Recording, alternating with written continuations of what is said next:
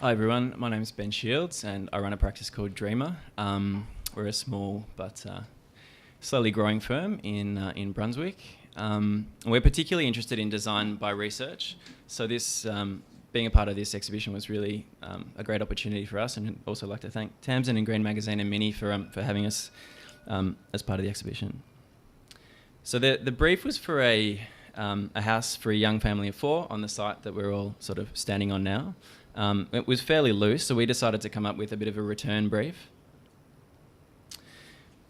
We thought it might be a good challenge to try and fit our house onto a site, onto an amount of floor area comparable to a 1-bedroom apartment, about 60 square metres, and we ended up with something about 67 square metres, so we got fairly close.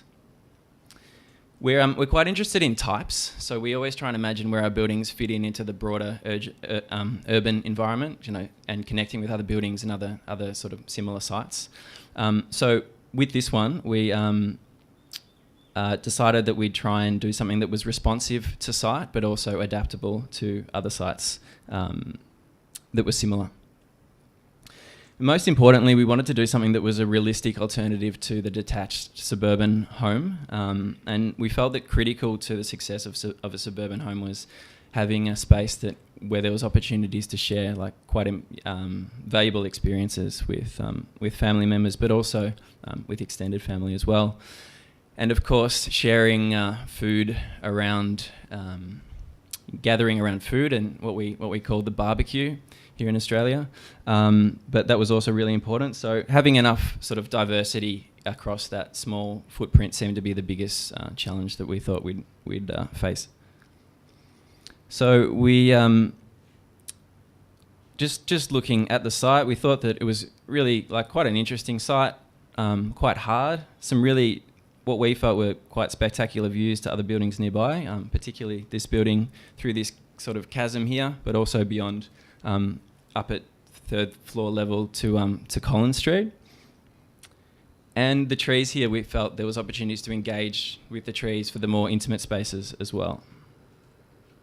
We decided to locate our building, and it's this one here, the black clad model that's a section, just a couple in.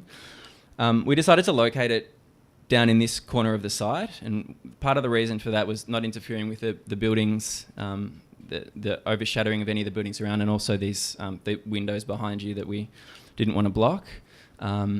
And we also wanted to minimally affect the site, so have as little impact on the site as possible. And so we built up at the first level over the top of the generator so that the site could continue on as it is, or become a green space, or perhaps have another mini house on it as well. The kind of planning logic we applied was to develop a kind of sectional approach. So we made up a kind of conceptual sectional module of a house that pushed the circulation to the end and had incorporated a stair.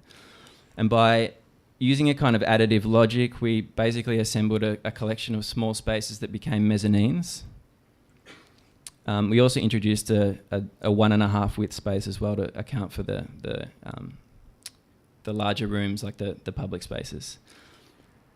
And through this process, basically, we ended up with rooms that had a really interesting relationship to each other. They weren't just beautiful spaces on their own. They started to create a unique whole, and we thought that was really, really critical in order for people to, like a potential purchaser or someone interested in this kind of house, to fall in love with. We thought was really critical.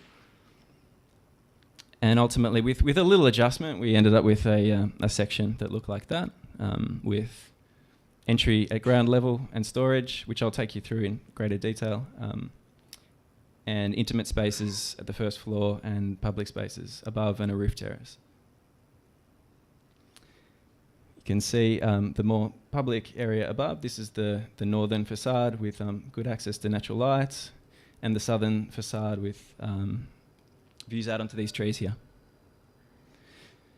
So ground level, an entry, and also a storage area below for bikes. I suppose we felt that storage was really critical to a successful proposition for a small house. Moving up into the first floor area, there was moving into a laundry space that also doubled as a study, into a bathroom with storage underneath for larger items like suitcases and musical instruments or other larger things, and then down into the master bedroom.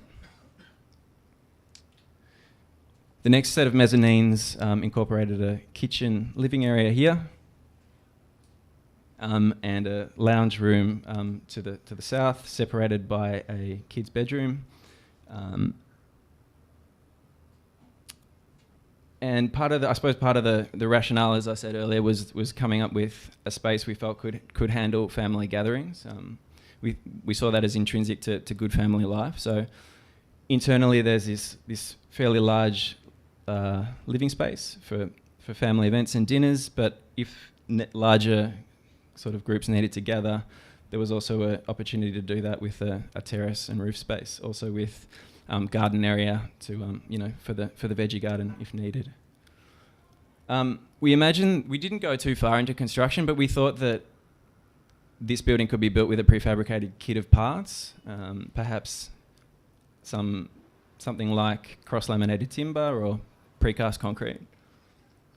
We also always like to imagine that when we do our houses, we love to imagine how they might be built upon by any additional by the users. So we thought that as the family grows, there would be an opportunity to put a bungalow space on the roof terrace. And so as kids become teenagers, there'd be an opportunity to get them away from everyone else, as sometimes is necessary.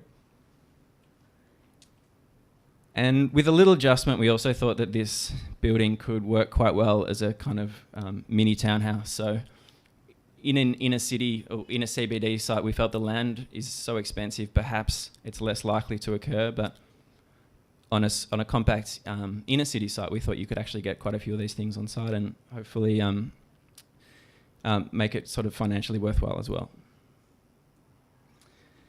And lastly, I suppose I'd just like to thank the other guys that helped out, Sally, Anwin, Mitchell, and Ardalan from our studio. I think that's really it, so thanks very much.